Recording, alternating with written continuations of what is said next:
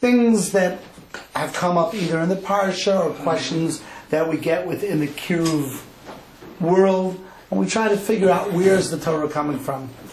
And therefore, usually we'll pick a few different topics and we'll tie them in.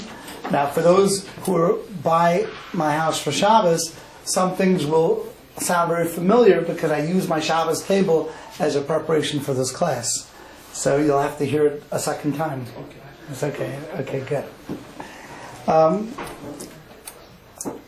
The story of Pesach, the story of Parshas Bo, the formation of the Jewish people has a lot of undercurrent stories going on. There's a lot that's going on within that story that is meant to define who the Jewish people are. So let's take it on a very simple level, okay? What happens? Story, Jewish people go down to Egypt, start off with 70, fruitful, multiply, a new Pharaoh comes. Pharaoh doesn't remember who Yosef is, and he says, okay, let's get the Jews, let's make them into slaves, make sure they don't escape, make sure they don't rebel. Jews are slaves for hundreds of years. God says, oh, I remember these slaves, their grandparents were Avraham, Yitzchak, and Yaakov, and because of that, I'm going to take these slaves out in honor or in the merit of their grandparents, and I'll give them the Torah. A little bit strange, like why these slaves? And why the Torah? And why does that change the way we look at the world? So let me start off with the point that I made to the group before, and I think it's an important point. Anyone here go to a Jewish kindergarten, a Jewish nursery, Jewish Hebrew school when you're young? So one of the things that teachers do is they tell you about the parsha of the week, or they tell you about the holidays coming up, Hanukkah, and if you're in a younger grade, you make arts and crafts. What is the arts and crafts? You make little menorahs out of bottle caps. Did you ever do that? Or we used to make out of clay when we were young. They used to take clay. You can never actually light with those things, but they looked cool, right? There was actually a teacher who once made a arts and crafts for Pesach, and the teacher used. They wanted to make a seder plate, and they decorated the outside of the seder plate with macaroni. That was a decoration, and the teacher was very sad when she learned that macaroni is chametz, so you can't possibly use a macaroni plate for Pesach. Okay, so let's take the beginning of the Torah. We have stories, and the stories involve creation of the world.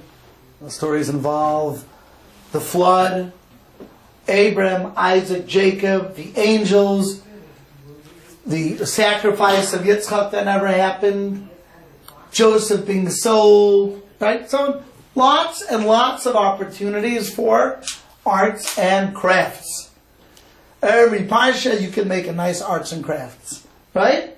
So the teachers are very happy. Comes Bereshis, which very conveniently coincides with near the beginning of the year.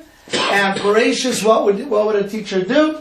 A teacher would make the dark and the light and the water and this and that, right? All sorts of things for Bereshis. Noach, what would the teacher do? Have you make an ark? Have you make an ark? Little animals going up the ark. Lech Lecha. You got the Lech Lecha. Hashem has to leave. You got he goes to Pharaoh. He gets rejected. There's what to make. Vayera, the tent, Avram's tent, the angels, so on and so forth. Then you finish the whole Bereshis, and now you're up to Shemos. More arts and crafts opportunities. What do you got in Shemos?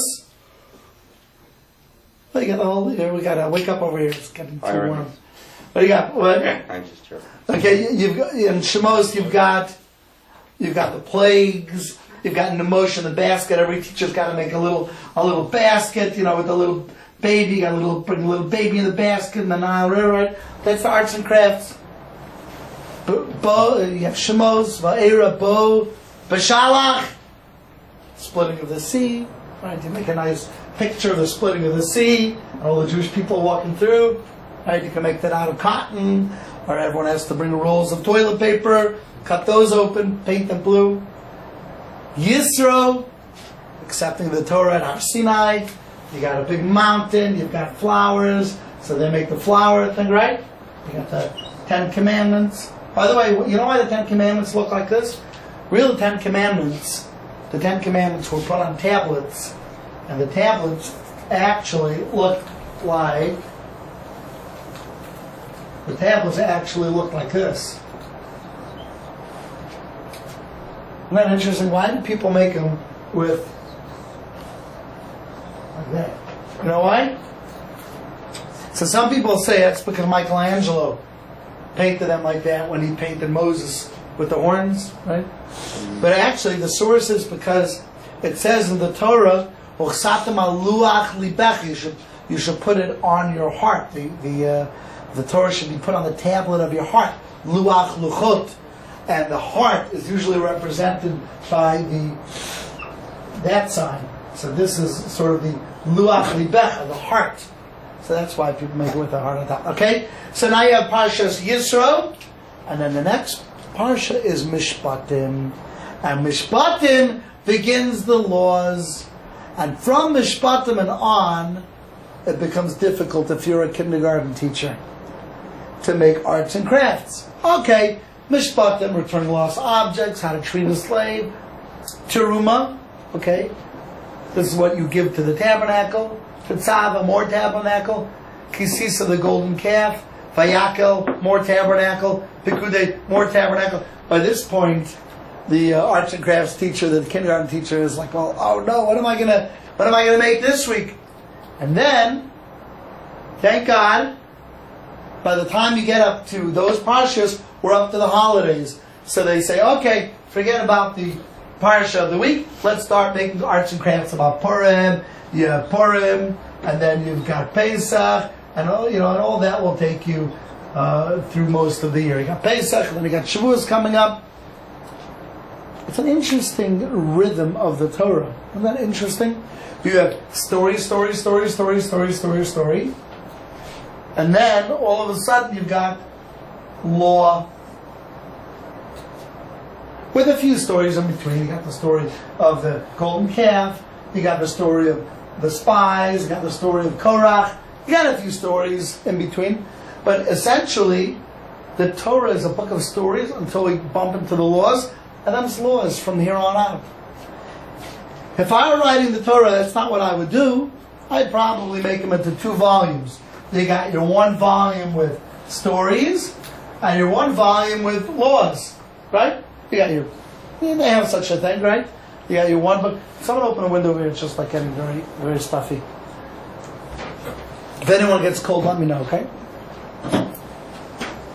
If I were writing the Torah, I'd make them into 2 volumes. You got your stories, where you learn lessons from. You got your book of laws that you learn what to do. Here you actually have to sift through the stories to find the laws. Strange rhythm. In other words, what's bothering me, I want to tell you, when I stand up here and I speak and I tell you, thoughts that I have on my mind, it's because these things I've thought about and they bother me a little bit. Like, why would the Torah have such a rhythm? It seems to be sort of a hodgepodge. Stories, laws. Okay, I just thought of a story. Okay, here's 5 more laws. Here's a story. Here's 40 laws. What's the rhythm of the Torah? Now, I used to think that the rhythm of the Torah was like this. The Torah tells me stories, and in every story, there's either a hero, a villain, someone who lived up to their higher calling, someone who fell flat. Let's pick examples of that, okay? Give me a story in the Torah. Anyone? Moshe. Moshe Rabbeinu. Okay, which story? The whole story of Moshe. The whole story of Moshe. Let's pick one story. Moshe Rabbeinu, God tells Moshe Rabbeinu, take the Jewish people out. Moshe Rabbeinu argues for 7 days. Was it okay that he argued? Yes, it was. He was being humble. He was being humble. That's what Moshe Rabbeinu was. He's a humble man. But then, at a certain point, Hashem says, okay, enough arguing. Go. At that point, Moshe Rabbeinu oversteps his boundaries. So he had a sort of a failing. And I couldn't say that, but the Torah says it.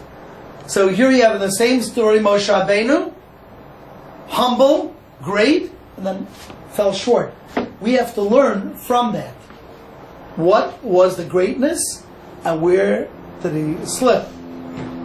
Who else is like that in the Torah? Any character. You could absolutely bring me anyone. Noach, great man or not? No. Not? Yeah. How could he not be a great man? Depends. For his time. It said he was great for his time. The Tzedek in his time. Oh my goodness. He hears a voice saying there's going to be a flood in 120 years. Build an ark in your backyard. And he says, yes, sirree. All the animals in the world you have to gather into your backyard. I put them in an ark because I'm going to drown the whole world in 120 years. He didn't go see a psychologist or a psychiatrist. Instead, he built an ark. We focused, he wasn't that great. That was very, very, very, very...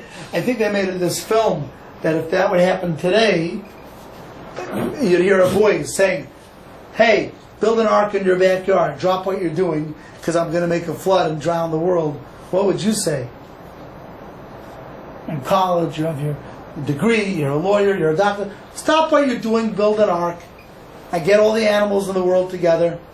How am I going to catch Yeah, up? but that's not a voice. He had a prophecy. It's a different way. I mean, you would know if you had a prophecy, right? Even if you have a prophecy. No, that's just different. You would say... Not that How you many hear people in suddenly Egypt a voice that in your knew head what was going on that and that tells they you had what to to leave, do. they didn't leave? So you say he wasn't great. Well, from what I heard, the opinion, and he was not great because he never tried to change people around him. He was very happy with everything that he did. He didn't do anything to change the people around him. And that's Yeah, the but that problem. doesn't make him not great. That just makes him not as great as Abraham was. Maybe he felt that by building an ark, people are going to ask him questions, and he'll say, because God's going to make a flood. He didn't feel Hashem made him build it for 120 years to let people see it. So he thought it was built into the system. Okay, I'm nitpicking with you because, of course, what you're saying, Chazal say. Right. Chazal say. Yeah, not mine. But you understand that the way that we look at Torah, the same person who could be heroic, and Noach was a hero. He is our grandfather. He's my Zayti, he's your Zayti. Saba. He's Saba. Saba Noach. Just like Abraham was a Saba, so was Noach. And yet, the Torah makes a point to also point out where he fell a little bit short. We don't ignore that. Just like you know it, my kids know it. We make a point because each hero also, when they fall short, they don't escape the scrutiny of the Torah. Where's another time that Noach was scrutinized? Waiting for the water to come up to his ankle. Right, the water began to rise. And what did Noach do, Moshe? Where was he? He was standing outside. He said, well, let's see. I don't know if this is going to be the big rain. This is going to be the big rain. And then it says, he went into the Teva, he went into the ark finally, because the water was getting so high. What do you mean? Hashem said it's going to flood. Well, you got to wait until the water gets so high that you're forced to go in. Don't you believe God? So for that, he got punished. For that, Hashem, he was criticized in the Torah. He didn't believe. What do you mean he didn't believe? How can you say he didn't believe? He built an ark. I mean, clearly he must have believed something. Did not escape scrutiny. So in every story of the Torah, there's a hero, villain, or even the hero sometimes can fall short. Even the hero can fall short. Okay? And then, once we learn the lesson of the Torah, then Hashem gives us a mitzvah to exercise that new muscle that we just learned. We just learned a new moral concept, a moral idea. Now Hashem says, now you practice it. And the mitzvot are here to practice the new lesson that we've learned. Okay? Now, this itself is a big concept, but we're not going to get into it. But every mitzvah is targeting a moral idea, a moral concept. Okay? So I used to believe that was the rhythm of the Torah, but I had one problem with that belief, which is, if that would be the case, that you'd have a story and then an exercise, what should the Torah look like? It should look like this. You should have a story and then you have a mitzvah to now exercise this new concept. Story, mitzvah, story, mitzvah, story, mitzvah. But you don't. That's not the way the Torah works. Instead, the Torah has story, story, story, story, story, with a few mitzvahs in between. Anyone know what mitzvot are in Bereshit? In Bereshis? Which mitzvah? What's the first mitzvah in the whole Torah? Pru'ervu. Very good. Pru'ervu. Have children. Have children. Be fruitful and multiply. In order to do that mitzvah, what do you have to do? Let's get married. And how many children do you have to have in order to fulfill the mitzvah of be fruitful and multiply? That's machloket. Okay. How many children do you have to have? 2. And we paskin 2, a boy and a girl, right?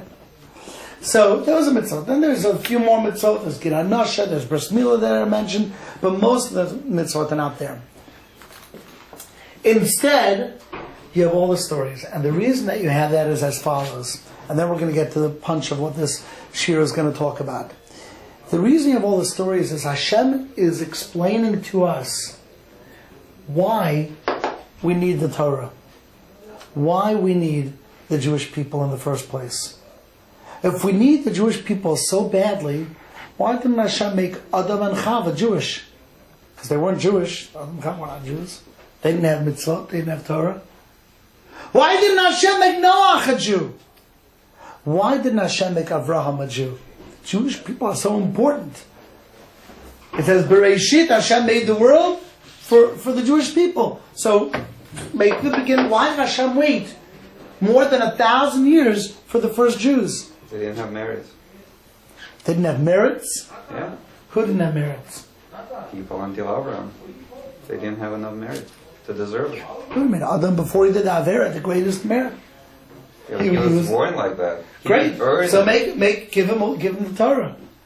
Give him the Torah. Yeah, he didn't earn it. So you're saying you have to earn it. Well, the Jewish people didn't earn it either. And if they did earn it because of Avram, then Hashem should have given the Torah to Avram. There is a rhythm, and the rhythm is like this. Hashem originally created the world for people to be good. Hashem wanted the world in order for people to be good and decent and moral and good to each other. But the world could not live up to that. And the world began to destroy itself. People would fight. People would hurt each other. Eventually, Hashem said, I have to start over. And Hashem started over after the flood. Again, the world messes up. The Tower of Babel. Let's start over. The capitals of the world, Sodom and Amorah. Let's destroy them and start over. Eventually, Hashem said, I need a people who will represent what I consider to be good and decent and moral to the rest of the world. And they are going to be my representatives. And those people were the Jewish people. Now, why that is, I gave other classes about it, so I don't want to get into it here. Some people have heard it. But that's the rhythm of the Torah. Hashem tells us all of these stories in Totem Mitzvot to show us why the world needs role models for them to look at, to learn how to act. We are the Or Lagoyim. We are the light unto the nations. We are the representatives of Hashem in this world. Okay, I'm going to leave it at that, and I'm going to get into the topic that I want to speak about. What is the worst character trait in the world? We have midot. Some midot that we are good, some are bad. Give me an example of midah. I want to make sure we're on the same page. Give me a midah. Any kind of a character trait. Marcelo.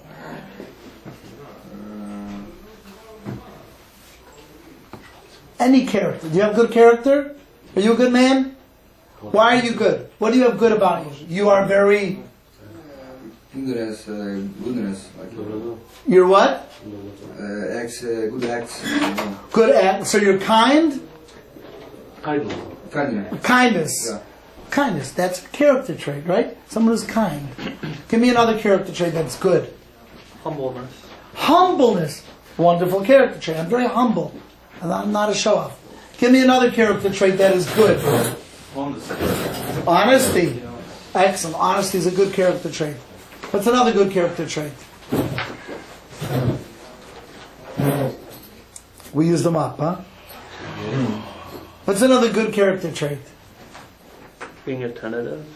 Attentive. Oh, wonderful. Knowing how to be attentive. Sympathetic. Empathetic. How about zrizut? What's zrizut? Getting up and doing and going. What's the opposite of zrizut? Laziness. That's the opposite, right? Give me some bad character traits. Pride. What is it? Pride. Arrogance. What's another bad character trait? Mean. What? Mean. To be mean. And that's in Hebrew, what's that called? Achzar. To be an achzar, to be cruel, to be mean. What else? What's another bad character trait?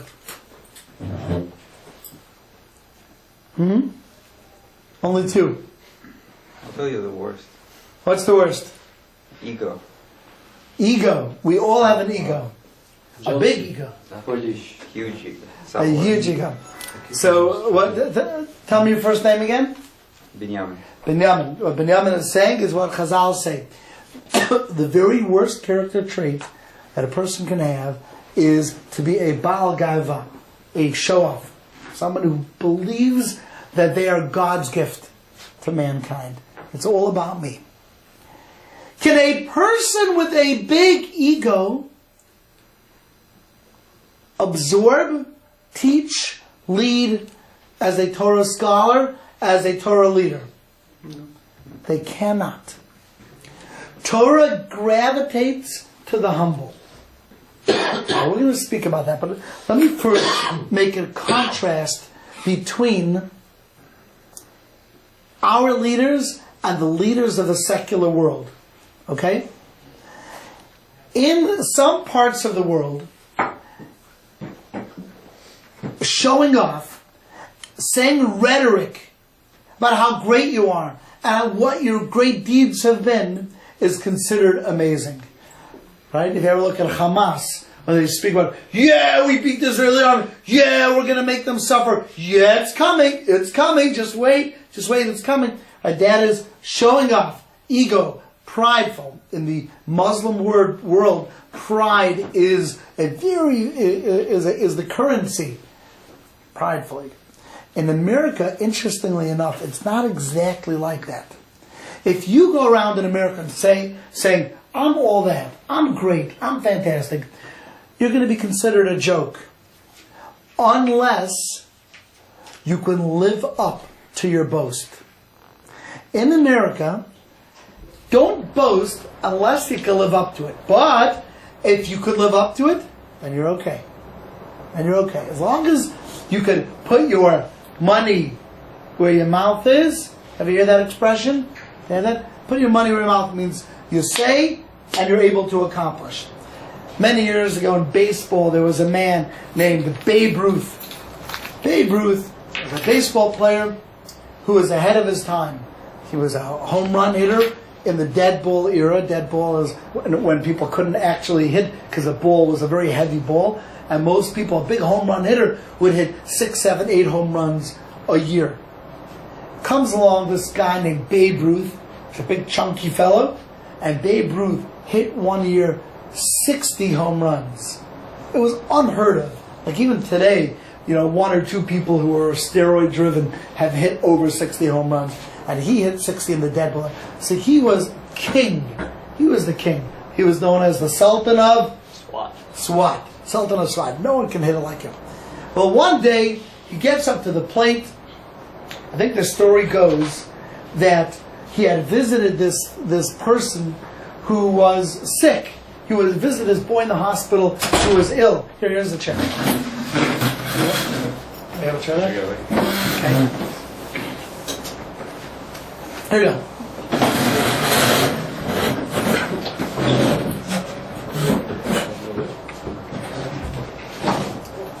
No problem.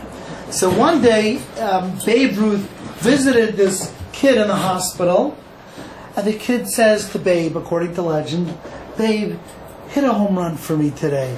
And Babe says, "I promise I'm going to hit you a home run." So, Babe steps up to the plate, and then, right before, I don't know if the pitcher had started the count yet or not, but he takes his bat, and he points to the center field fence, and he calls the home run. According to legend, some people say that's not what he was doing. You believe it wasn't what he was doing? No, it was two different times. It was two different times? He pointed in the World Series. There was another time when he was at home at New York. He pointed at Wrigley.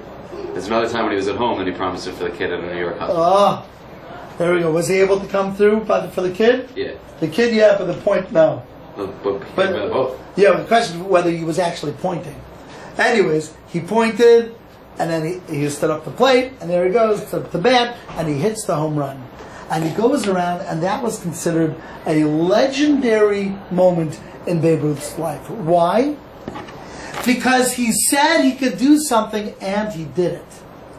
In America, it is okay to be a show-off. It is okay to be a Baal Gaiva, to be a braggart, as long as you can live up to what you say you can do. If you can put your money where your mouth is, if you can not just talk the talk, but walk the walk, then you're okay by us. You're not just okay, you're super amazing. You almost have control over the universe. Because I could call it and say, in New York, there's a basketball team called the New York Knicks. The New York Knicks used to have a player named Patrick Ewing. And Patrick Ewing, too, used to make calls. The only thing about Patrick Ewing is he never was able to come through. So he became legendary for falling on his face, but it never stopped him from saying, on my word, on my say-so, we are going to beat Jordan and the Bulls. And no, they did not beat Jordan and the Bulls. One game after the next. And he sort of became a joke. And that's why in New York, although everyone appreciates Patrick Ewing, he was a guy who could not live up to his braggery. He would say something, but he couldn't live up to it. So again, the rest of the world, bragging itself is currency. In America, bragging only if you could come through. And in Judaism, we say, shut up. We're not interested whether you can come through, whether you can't come through. We don't want to hear it. This is not what we're about. Showing off, that character trait of ego, is the number one worst character trait. Now, imagine being a politician, but being a God-fearing Jew. It's got to be tough. You stand up there, and you have to say what you've done, what you're going to do, and you have to recount your accomplishments, and you stand up there, and everyone else on the podium is saying, well, in my term I made sure this, and I did that, and I signed this bill into law, and it was, and my opponent, he doesn't have the experience that I do, and there's the Jewish fellow. I think I could do it. I'm going to try. We have to daven to Hashem. We have to have siyata d'shmaya. If Hashem will help us, then we'll be able to balance the budget. And with Hashem's help, we'll be able to defeat our enemies, and we'll say some tehillim. And Hashem is going to help, right? But it's not me. What am I? I'm basar v'dam. I'm flesh and blood. Right? It's very hard in politics. You have to stand up there, brazenly lie in front of everyone, brag in front of everyone, and then at the end, whoever does it in the most humble way, he gets elected. You got to say it, but you got to do it in a humble way.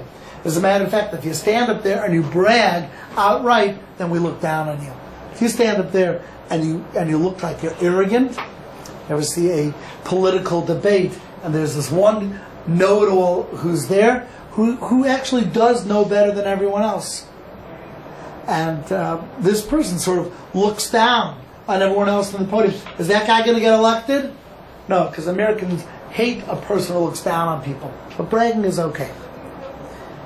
Who is the greatest big shot in the history of the world? If there was a Guinness Book of World Records, and we were trying to find the one man who defined the ego. We spoke about this on Shabbos, right? The one man who defined ego more than anyone else, and it was who? It was Pharaoh. There has never been a man in history who was as arrogant as Pharaoh. Let us recount his arrogance. Let us speak about how arrogant he was. Well, first off, he considered himself a god. So much so that you know how he used to expel himself, how he used to go to the bathroom? Where did he used to go? Where? He used to go to the Nile River. Why didn't he go? He didn't have any loos in his palace. He didn't have a little outhouse in his house. You don't want people He told to see people him he go. was a deity. So. Right, he's a deity. And deities are not supposed to go to the bathroom. And therefore, you know what this poor man had to do? In the morning, he had to expunge himself, expel himself, and then the rest of the day, got to hold it in. Right? So I'm sure he made sure he was careful not to eat any spicy burritos. Right? And be careful not to drink too much, because he wouldn't have to suddenly excuse himself, because deities don't have to excuse themselves for that, right? So, step number one, you're a big shot. Consider yourself God. I don't mean God complex, I mean actual God. God, like the creator. Okay, that's step number one. He wasn't the only one like that, but that was him. What else was it about Pharaoh that was really fascinating? Let me tell you a line in the Torah. Someone give me a Chumash Shmos. You have a Chumash? Is that a Shmos over there? Thank you. So Moshe Rabbeinu comes to Pharaoh and tells Pharaoh, he says,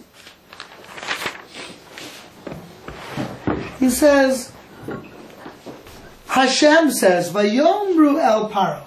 They said to Pharaoh, they, Moshe and Aaron, Ko amar Hashem Elokei Yisrael. So said Hashem, the God of Israel, Shalach es ami. Send out my nation, v'yachoglu li bamidbar, and they will make a holiday for me in the desert. What does Pharaoh answer? Listen to this answer. Listen to this arrogant man. He says like this. Vayomer Pharaoh, Mi Hashem asher eshma b'kolo. What does that mean? Translate. Mi Hashem. Listen to his voice. Mi Hashem. Who is God that I have to listen to him? Gesundheit. Who is God that I have to listen? Now, by the way, I'm just thinking of it now, but it didn't have to say Asher Eshma B'Kolo. It could have just said Mi Hashem. Who's God? So the Medrash tells us that when Moshe and Aaron went to visit Pharaoh, it turned out it was on Pharaoh's birthday. This is Pharaoh's birthday. Did we ever have Pharaoh's birthday in the Torah a different time? Yeah. A different Pharaoh? We did, right? I remember Sarah Mashkim, Sarah Ophim, with the baker and that, right? So this is Pharaoh's birthday, and people from all over the world were coming to bring presents to Pharaoh. And Pharaoh was sitting on his royal throne in his party hat, and he's sitting there, and one person after the next comes in, and they say, we're from Macedonia, and we bring gifts of gold goblets full of pearls and diamonds. Okay, thank you. Put them on the side. Please write it down. We can send a thank you note. Okay, next. We are from Philistine. Come on in. Okay, we are from we are Arameans, so on and so forth. Comes Moshe and Aaron, and they stand in front of Pharaoh, and Pharaoh looks and says, where's the present? I don't see any gift wrapping. I don't see any boxes with stripes and a big bow on it. Where's the box? Okay, yes, who are you from? Who sent you? He said, we are sent by God. We were like, God? God, I never heard of God. G-O-D? What? Right? Dyslexia? Right? Who is this person? He says, oh, we do not come bearing gifts. You don't? On my birthday, you don't bring me gifts? No, actually, we come bearing a message. Oh, maybe it's one of these singing greetings, a happy birthday greeting. What's the message? Send out your entire workforce. Send out the nation of Israel. They must leave Egypt. What? Send them all out? Yeah. No, he didn't remember Moshe. So he didn't remember Moshe. He didn't remember, or he did remember, but it was many, many years. Moshe Rabbeinu was away for many, many, many years. So he comes in, according to the secular movies. Oh yeah, his Pharaoh was his brother. Yeah, we'll leave that aside. That's all secular stuff. We don't know. It's the truth. So Moshe says, Hashem says, send out the Jewish people. So Hashem, I never heard of this guy. Guards, bring me my God book. And he had a book of all the deities, all the gods. I actually own the book. I own that book. It's called A Book of the Gods. I actually found it in a thrift store. And every Pesach, I take it out. And I read it to my kids. It's very funny, some of the names of the gods and what they represent. Some words that we have in our language today, believe it or not, come from gods. But based on what religion? it's encyclopedia. It knows all the gods. Oh, really? All of history, yeah. It's an encyclopedia of the gods. So he says, who is this God? I looked him up. I didn't see him. And even if he exists, Mi Hashem Asher Eshma B'Kolo, that I have to listen to him. What is he, a deity? God? I'm also God. Plus, who is he? I never heard of him. So that's number one, Mi Hashem. Then he continues, L'shalach Israel, to send out Israel. Who is this God? Lo yadati es Hashem. I never heard of this Hashem.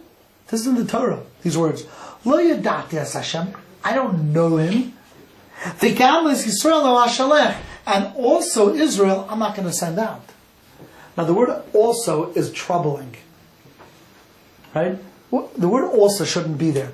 What should it say? It should say, Lo yadati es Hashem. I never heard of Hashem.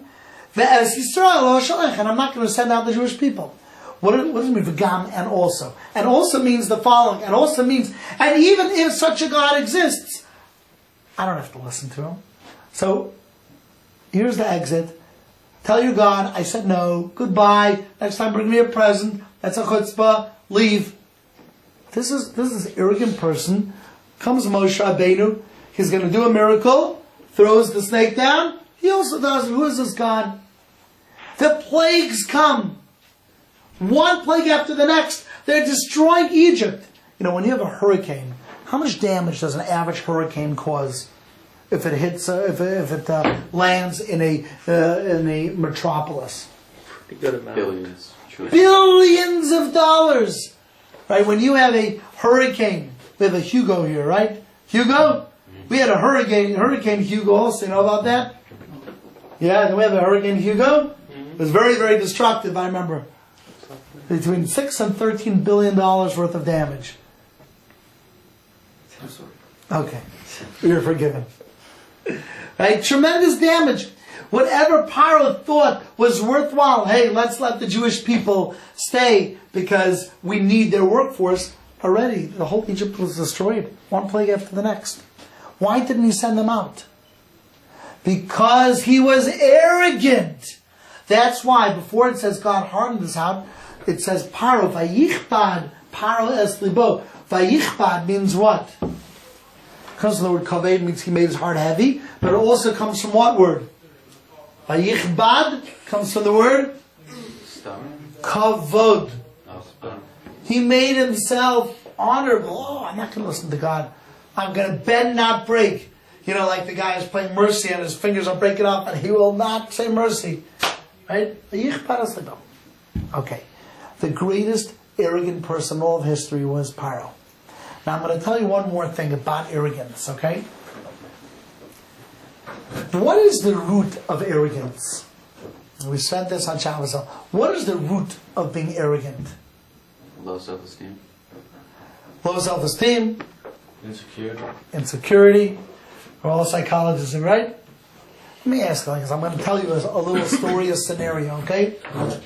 You got two brothers. We'll call one Yossi and one Moshe. Now, Moshe is a good boy. He's always cleaning up. He's always helping out.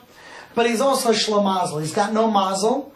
And whenever he cleans up, whenever he does something good, he steps out of the room right before his parents notice. Yossi walks in the room just on time, and the parents always give Yossi the credit for what Moshe has done. Okay, so picture one day, Moshe comes into the kitchen. The kitchen is a big wreck. Moshe says, okay, I'm going to clean up. And he cleans up the whole kitchen. He's finished. Steps out, goes to the bathroom. Yossi walks in the room. The mother walks back in from her shopping trip. And she says, Yossi, you cleaned up the kitchen. Thank you so much. Now just then, Moshe walks in the room. And Moshe sees Yossi saying, yes, it was my pleasure because I love you. Because I really want life to be easier for you, Mom. That's why I did it. What does Moshe think to himself? I'll give you two choices. Choice A, Yossi is a big shot. What a big shot. Or choice B, Yossi is a liar. What is Yossi? Is he a big shot or a liar? He. Right? You wouldn't say, oh, what a big shot. No, you're lying. You didn't do it. You didn't do it. I did it. You're taking the credit for something that's not yours. The root of arrogance is dishonesty. It's me. It's mine. It's because of me. I'm the one who is the greatest. What is it? When you say in Hebrew, Kochi diyotzem yadi. It's the strength of my hand. Hashem says, no. That's not why you're great. I made you great. I gave you the brains. I gave you the strength. It's dishonest. So therefore, when we have to say thank you to somebody, what are we actually saying? What are we saying to that person? When I say thank you, I didn't say thank you in Hebrew. Todah. Todah comes from the Hebrew word modeh. I admit that you are in control. I admit that I need you. That's what the word Todah means. I admit. Someone who does not know how to show gratitude, it's because they are arrogant. They don't know how to admit. The source is a lie. Comes Pharaoh, it says, Vayakam melech chadash, asher lo yadas Yosef. And a new king came who did not know Yosef. What does that mean, did not know? He pretended he didn't know Yosef. Now what did Yosef do to all of Egypt, for all of Egypt? Saved all of Egypt. He saved all of Egypt. And Pharaoh didn't have a car stove. Pharaoh did not have gratitude. And therefore that showed his arrogance. Now we're going to get to the second half in a moment. But in order to keep the class peppy and into it, I'm going to take any random question. And then we're going to get to Moshe Rabbeinu. Okay? Random question, time out. If you have. No? Okay. Who is the humblest man? Moshe. Moshe Rabbeinu. How do we know he was the humblest man? Hashem said so. There we go. Alright? Moshe aya anav mikol adam shal pnei adam. He was the humblest man ever. So watch what we have. Look at this fight. Look who's standing in the ring here. The most arrogant man in history is in one corner, and he is going to tee off. He is going to face the humblest man in history. That's the dichotomy of it. Now, remember, what did we say? Showing gratitude is a sign of humbleness. Now, Moshe Rabbeinu, did he have the ability to show gratitude? Who do we know Moshe Rabbeinu showed gratitude to? The first plague was the plague of Blood. Of blood. And in order to make the Nile turn to blood, what did they have to do? Hit the water. Hit the water. Who hit the water? Aaron. Aaron. Why didn't Moshe Rabbeinu hit the water? The Nile saved his life. The Nile saved his life. Is the Nile a person? Does the Nile have feelings? Well, the Nile got embarrassed, it all turned red. Right? Does the Nile have feelings? And yet, Moshe Rabbeinu's gratitude was so great that it even extended to inanimate objects. Again, look at the extreme. His humbleness was such that he had gratitude towards something that didn't even have feelings, didn't even know how to respond. Paro didn't have gratitude to the people of Joseph, who literally saved his family's skin, literally saved all of Egypt. Moshe Rabbeinu was the humblest man on the face of the earth. There are many other examples of this. But Hashem says, if I am going to have my Jewish people accept this Torah and be the light unto the nations, I have to pick a nation that understands humility. And that's another reason why Hashem chose a band of slaves. If there's anyone who is going to recognize what it means to be humble, it's these slaves. Think about it a moment. We're living in modern history, but in ancient history, when people would trace back their origins, they would always make up their origins. None of it was true. But they all either came from gods, or they came from nobility, they came from great philosophers. We are the one nation who comes from slaves. Thumbs up. We're the slave nation. And not only that, we're not trying to escape our slave legacy, our slave heritage. We remember it each and every day, a few times a day. Because that's what keeps us humble. Because that's what allows us to absorb Torah. Humbleness. And therefore, when Hashem had to choose a mountain, which mountain did He choose? The smallest mountain. The most humble. Because it says in the Torah, Omi midbar matana. And if a person treats himself like a desert, if he's humble, he will get the Torah as a gift. Omi matana nachliel bamos. Right? We get the nachla of Hashem. We get this great Torah only for humble. Torah is compared to water because water goes down, trickles down to the lowest spot. And Torah trickles out to those who are the most humble. And here's the question we have to ask ourselves. How humble are we? How humble are we really? Okay? Ask yourself this question. When you are in a conversation with somebody, how many times do you use the word I? Me. It's a really painful question. My daughter in her school had an exercise. I think they used to wear a little necklace that had an I, and any time a person would use I in the sentence, someone would poke them. Poke I, it's I again. There are certain people who they cannot tell a story. They cannot relate to their friend's story unless they have a counter story that happened to them. It's got to be about I, and it's got to be about me.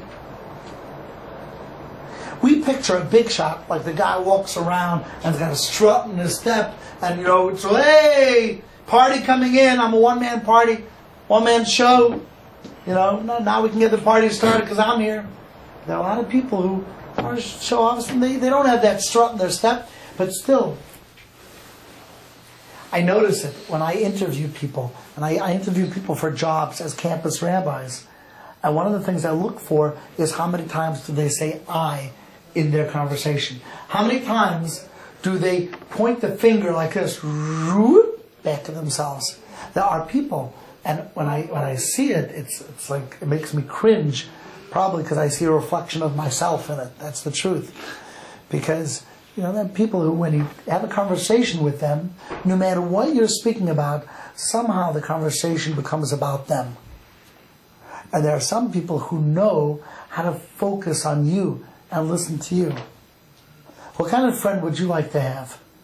If you have a choice of a friend, would you like to have a friend who somehow always makes it about themselves? Probably not, right? I set up this guy and this girl, and last night the girl calls me up, and I was sure they were going to get engaged. The girl calls me up, they ended it. And she described to me why they ended it, and it became clear at a certain point that this fellow was a very self-centered person. And the conversation kept going back to him. And she picked that up. She understood it. It's very hard, It says in the Torah, it says I think it's in Mishlei, Yahalucha zar v'lo picha, which means, let a stranger praise you, not your own mouth. Don't be the one to praise yourself. And it's difficult, because we come into a place and we want to show we have a certain amount of worth, and we've accomplished in our lives, and there are people who are sitting in this room who have accomplished a great deal, and we want to share with people what we've accomplished. And yet, it's good to leave a little bit of mystery. Who we are, what we've done. Right? Leave a little bit to the imagination. Now, there is another halacha that it says in the Gemara, that says, by Elisha, a person can say that, nobody knows me here. I can tell a little bit about myself to people, just so they should know who I am. But eventually, when the whole conversation keeps coming back to you, and it becomes about I and me and my accomplishments, when that happens, then eventually the conversation dies, because it's all about me. I'm a self-promoter. I'm my own best PR. And such a person, Torah can't stay. Now, let's define humbleness for a moment. If Albert Einstein were to come to you and say, Ira, I'm not really smart. Is that being humble? No. Is that humble? Yes. Yeah, because No, it's not. No, because it's information that you know and that's already out there, and that's it. no, I think it is because just like a famous rabbi, his talmidim come see him, sitting in front of the Torah, hitting himself, crying that he's not worth it, and he's That's because Eva man or Russia. That's because he believes it. Is that any different? That's different. Well, Einstein probably won't believe let's it. give it- let's That's give not it- all my smarts come from. Well, how are you to tell Einstein what he's thinking? I mean, he might really believe that maybe he thinks Okay, he's well, secular smart. let's pick a different example. LeBron James comes to you and says, I'm not really a good basketball player. No, that's ridiculous. What? Big animal basketball player. Yeah. Amazing. Yeah, a good basketball player. Right? I'm not really good. So that is not called being humble. That's called being foolish and being a liar. As a matter of fact, if a person says things like that, the source of LeBron James saying, I'm not a good basketball player, that kind of humbleness, that same source of lie, is the same source of a big shot taking the credit. Because they both are based on a lie. Here is what Albert Einstein has to say. I am smart. I figured out relativity. That's a pretty good accomplishment. I am smart. But I'm only smart because the creator of the universe gave me the intellect, and I hope to use it for good. That's humbleness. That is humbleness. Not saying the truth, not saying what you bring to the table, but attributing it to he who deserves for it to be attributed to him. Understand? That's humbleness. Saying that you're not a good Torah scholar when you are, that's just silly. You are. You are. Don't say you're not. But to say, I am because Hashem gave me the brains. That is where humbleness comes in. We can understand over here, by the way, what the whole dialogue was with Moshe Rabbeinu and Hashem. Because listen to this. It says,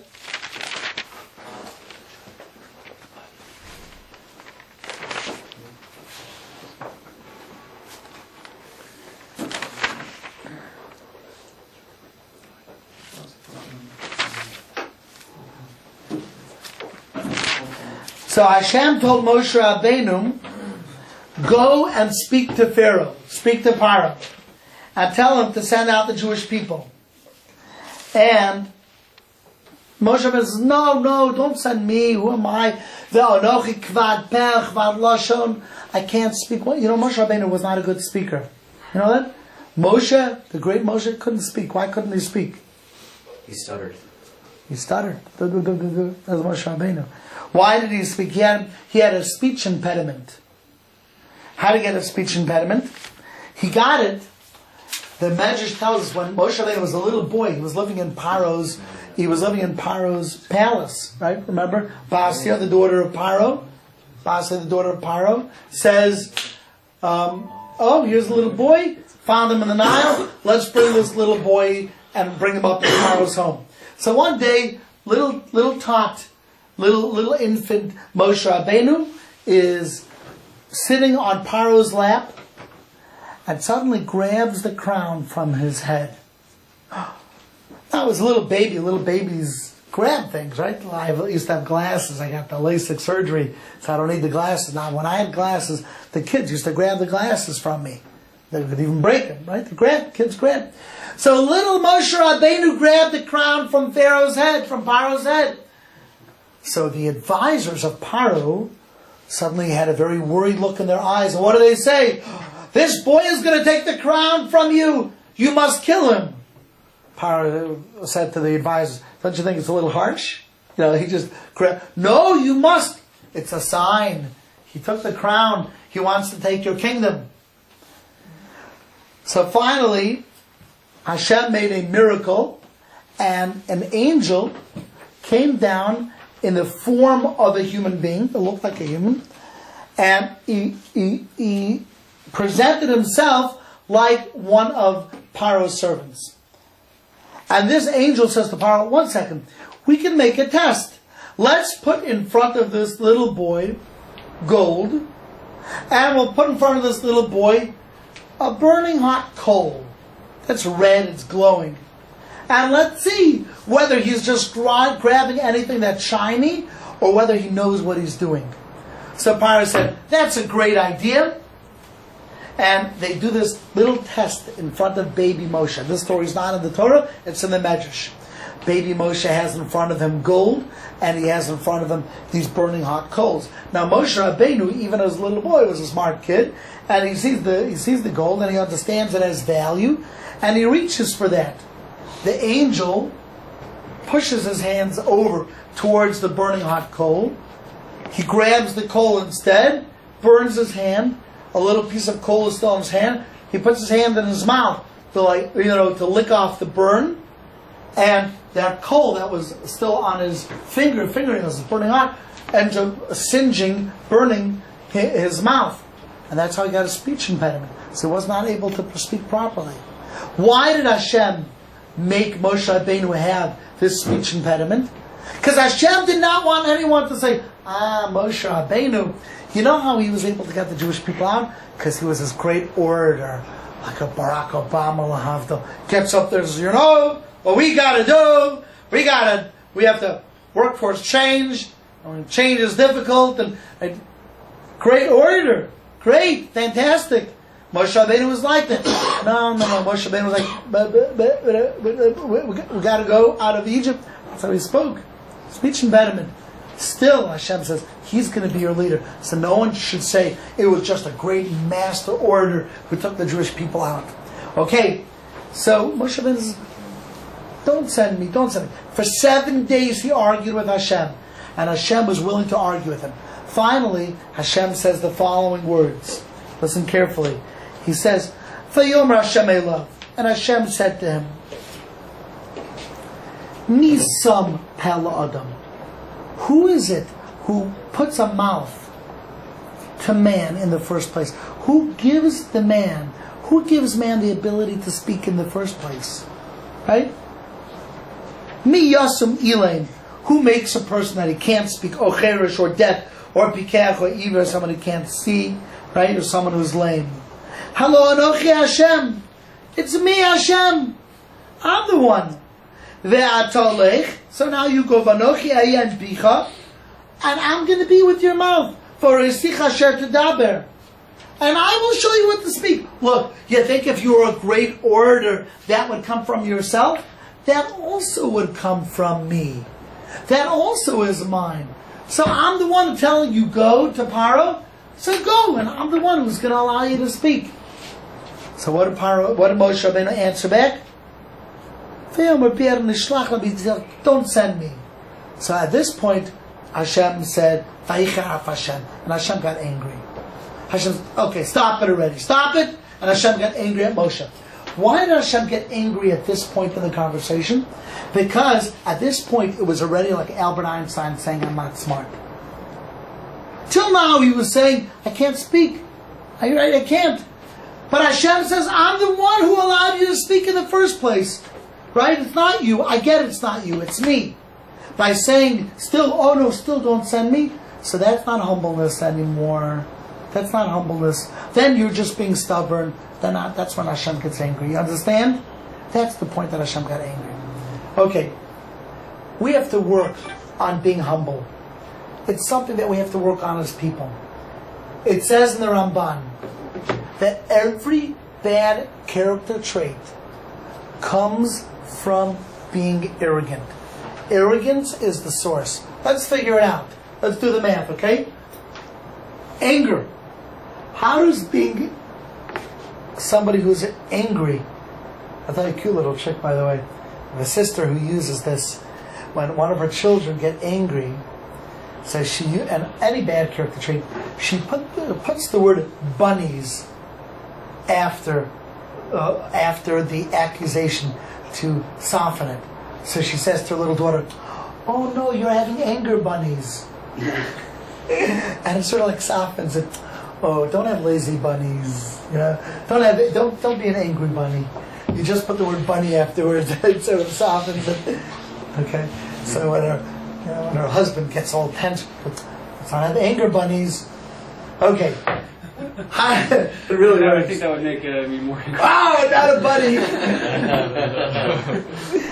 Okay. How does anger?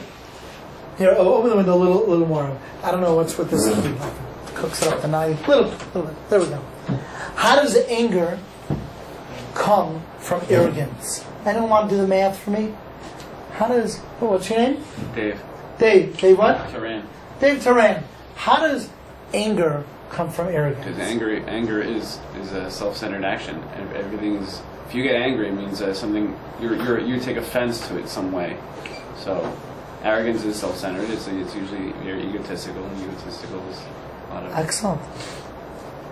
It's a self-centered thing. How could you do this to me? How could you come late? How dare you on my time? My stress with a capital M and a capital Y. On my time you come late?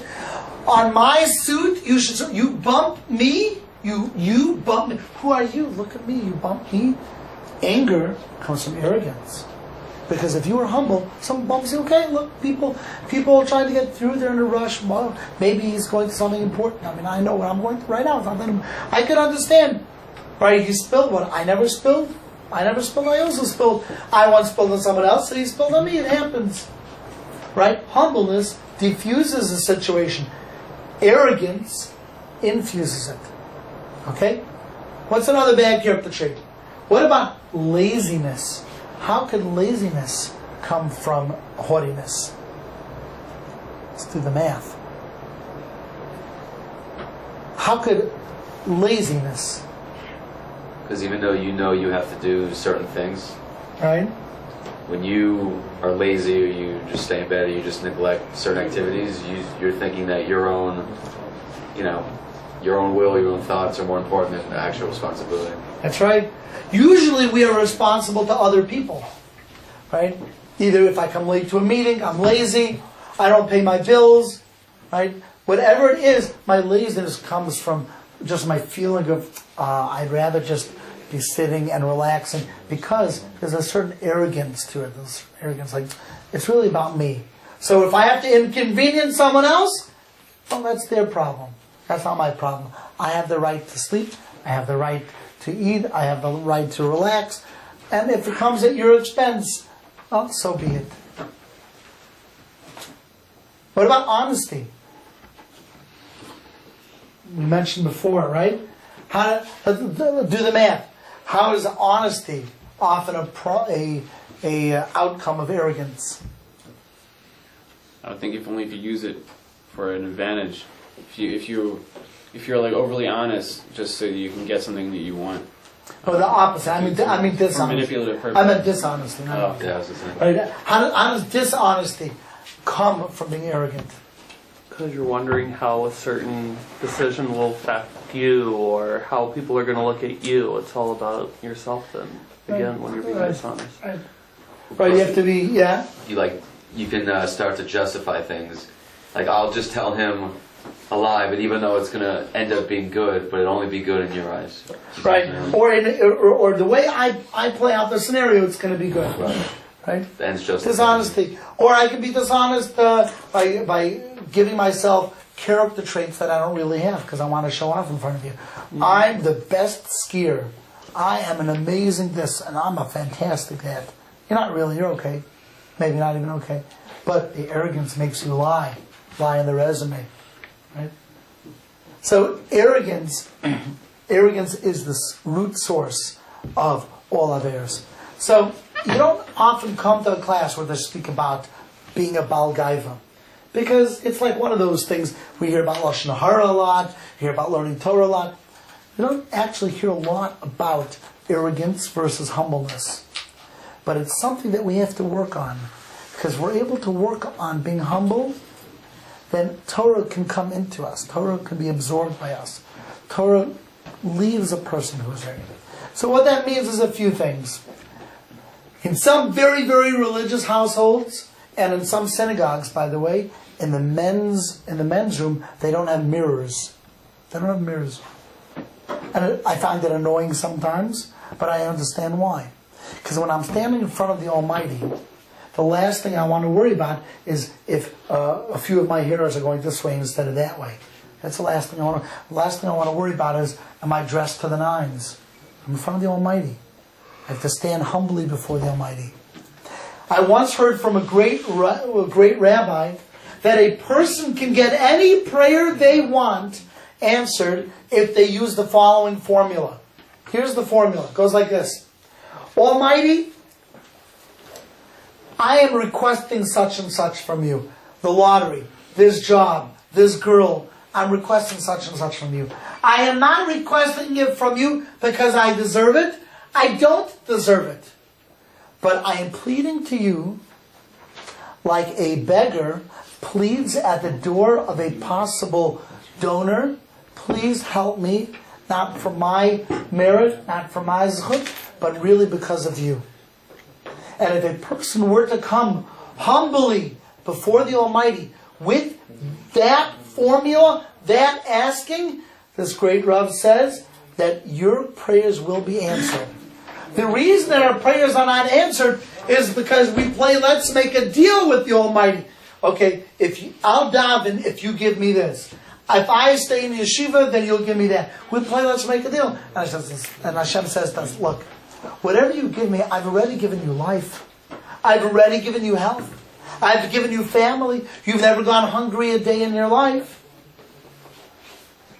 So I've already given you. So don't play let's make a deal with me. Instead, come to me humbly. Come walk humbly with the Almighty. And if you're able to do that, if you're able to walk humbly, then when you ask for something, Hashem will say, oh. It's interesting. We used to have people who would live near our home when I lived in Brooklyn. And they were different kids from different backgrounds. And there were certain kids that we were very motivated to be good to help out. And certain kids that we were not motivated. And my wife and I were once speaking, why were we more motivated to help out certain kids than others? And we understood the reason why was that there were some kids who used to come in a very arrogant kind of a way. It's sort of like we say in Yiddish, it's kommt to mir, it's coming to me. This is coming to me.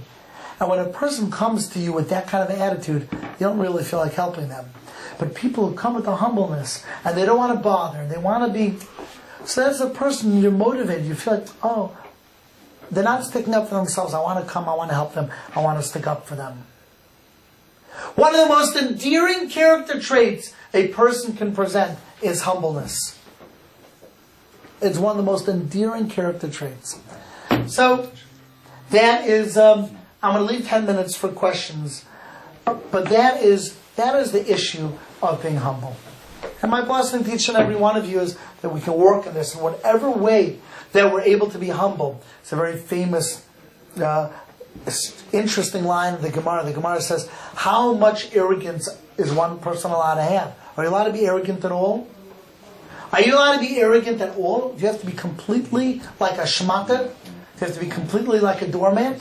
So the Gemara says that if you're a Torah scholar, you're allowed to have a sheminis, sheminis of ga'ava, an eighth of arrogance. Now, that's sort of a strange formula. An eighth of an eighth. It's sort of like an eighth of what? 16th, isn't it? A 16th of what? This is funny. I have a little daughter. And No, an eighth is, yes. a 64th. What does that mean? One of the math guys, sorry. I have a daughter. There was we had a pie at home, so she wanted a piece of pie. So I said to her, "Okay, well, what would you like? You want this piece? I'll cut here. Or you want this piece? I'll cut here." But the first cut hadn't been made, so I said, "Do you want me to cut here, or do you want me to cut here? Which piece do you want?" And she's looking at me like confused. Like, there has to be one cut made in order for me to show. You want to cut here or cut here? You understand? But the first cut is irrelevant because there's no way of measuring how big it is because there's only one cut. So whether I cut here, whether I cut here, it doesn't make a difference. Right? There's got to be one cut already. An eighth of an eighth. What does that mean? Of what? Of what? The pie's not cut yet. So the Vilna Gaon says, you know what it means? Well, he says, look in the 8th parsha and the 8th verse in the 8th parsha. What's the 8th parsha in the Torah? Is that the one about Bereshis, Noach, Lach Lecha, Vayera, Chayesara, Toldos, Vayetze, Vayishlach. So turn to Parshas Vayishlach. Here we go. And he says, look at the 8th parsha and let's count the pasuk. Let's get to the 8th pasuk. Okay? 1, 2, 3, 4, 5, 6, 7, 8. And the words of the 8th are of the 8th pasuk are Katonti mikol chasadim mikol emes asher asisa esavdecha. Translated, it means I have been diminished by all the kindness and by all the truth that you have done for your servant. Says Yaakov to Hashem, I'm humbled by the great kindness, Almighty, that you've done for me. That's the amount of arrogance that you're allowed to have. To know everything that we've done, we don't deserve it, and we're diminished by the great kindness, everything that Hashem has given us from the moment we were born, and even from before the time we were born until now. That's the most arrogance we're allowed to have. As a matter of fact, Avraham Avinu was a very humble man. He was so humble that he told Hashem, "Ve'anochi afar va'efer," and I am afar and efer. What does afar mean? Afar means dust. I am dust, and efer means ashes. I'm dust and ashes. That's all I am. And it says in the Gemara that Hashem turned to Avraham Avinu and said, "You think you're so humble? You're dust, you're ashes. You're dusty ashes. You're not so humble. Wait until Moshe Rabbeinu comes along, because Moshe Rabbeinu is going to say something even more humble than you." How could you be more humble than dust and ashes? Comes along Moshe Rabbeinu, and Moshe Rabbeinu says, "Ve'anochi ma," and I am, I don't know what. That's even more humble. I'm like nothing. I'm not even dust. I'm not even ashes. I mean, dust and ashes. You're at least dust and ashes. Moshe Rabbeinu says, "I'm nothing. I'm what? I'm nothing." It is a great level to be on to learn how to be humble. It is a great high level to learn how to be humble. Most people are not humble. There is a yeshiva in Europe called Navardik. Anyone ever heard the Navardik yeshiva? And Navardik was a yeshiva. It was a very interesting yeshiva that they would train how to be humble. Each day, people would learn and teach themselves how to be humble. And they would do sort of outlandish things to humble themselves. So one of the things they would do, it's going to sound nuts, but they would do this. They would go into a store that would sell food, and they would say, "Hello, I'd like to buy a hammer." And everyone in the store would turn around. The storekeeper would look at him and say, "What do you want? Look around. They sell bread, milk. You want to buy a hammer? Are you nuts? Where are your brains?" He would do this and he'd walk out with his tail between his legs. But he would do it on purpose to sort of train himself. It's okay to be looked down. It's okay to be humble. They would work. It was called the Navardic way. That's why nowadays, whenever you're really humbled, people say, "Oh, you got the Navardic treatment," right? A little bit humbled. There's a famous story about Navardic where they would learn Musar each day. They would learn Musar for an hour. And Musar, they would do character development. And one of the things they would tell themselves is how humble they have to be. So they would sit there and say over the same thing again and again. Try to ingrain what they were saying in themselves. So very often they would take a verse from the Torah or a verse from Tehillim. So one of the things they used to say in Navardic, they would say back and forth, they would say, "Ich bin a gurnisht, ich bin a gurnisht, ich bin a gurnisht, ich bin a gurnisht." Anyone know what that means? Yiddish. It means, I am a nothing. I am a nothing. They would try to really ingrain in themselves this degree of humbleness. Ich bin a gurnisht, ich bin a gurnisht. One day, this guy comes into the yeshiva. It's his first day there. He's looking around at his Musar. It's time to learn Musar. So he sits down and he begins to say to himself, "Ich bin a gurnisht, ich bin a gurnisht. I am nothing, I'm nothing." So two guys are watching him, and one guy says to the other, "Look at this guy. He just came into the yeshiva. He's already a nothing." Takes a while to become nothing. Look, is a nothing already. People say it's a joke, but that's you get it? Yeah. It takes a while to become that humble. Now, having said all that, our way is not the Navardic way completely. We feel a person does have to have a feeling of self-worth, especially in today's day and age, where there's enough putting us down. There's enough reasons to feel bad about ourselves. This world, especially the liberal left media, wants us to feel bad about absolutely everything that we do, everything we think. "Oh no, you shopped and you took a plastic bag? Do you know how long that plastic bag is going to take to decompose? You villain, you. And you drove here in a car? Why couldn't you find a carpool to shop right? Right? Oh, and you bought styrofoam cups. This is too much. I can't speak to you any longer." Right? And you have to feel guilty about everything. We're in the world of guilt. And therefore, I'd say, I feel like a world of guilt. We are in the world of guilt. And not only that, we have to feel bad for making slaves of the African Americans. We have to feel bad for... What else do we have to feel bad? We have to feel bad about the abortions that are going on. We have to feel bad that we're not doing enough for Darfur. So let's go out. We just feel bad. You don't know what to feel bad about? I'll give you stuff to feel bad about. Just to make sure you're feeling bad today. Good morning, world. What have I done wrong? So today, psychologists and rabbis are saying, you know what? It's okay to feel some sense of self-worth.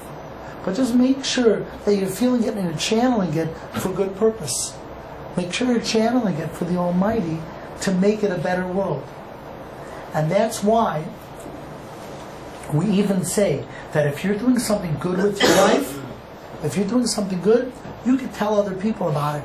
And you don't have to worry about being arrogant, because maybe people will learn from your good deeds.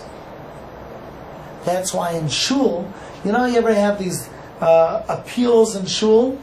Appeal in shul, okay? We're making an appeal for the building fund, okay? Anyone? Okay. Mr. Cohen in the back donates $180. $180, Mr. Cohen. Boom, the next hand goes up. Mr. Greenstein, $360.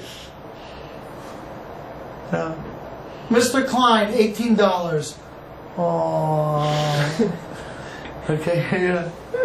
Mr. Greenbaum, $1,000. An audible gasp from the $1,000. Okay, now, right?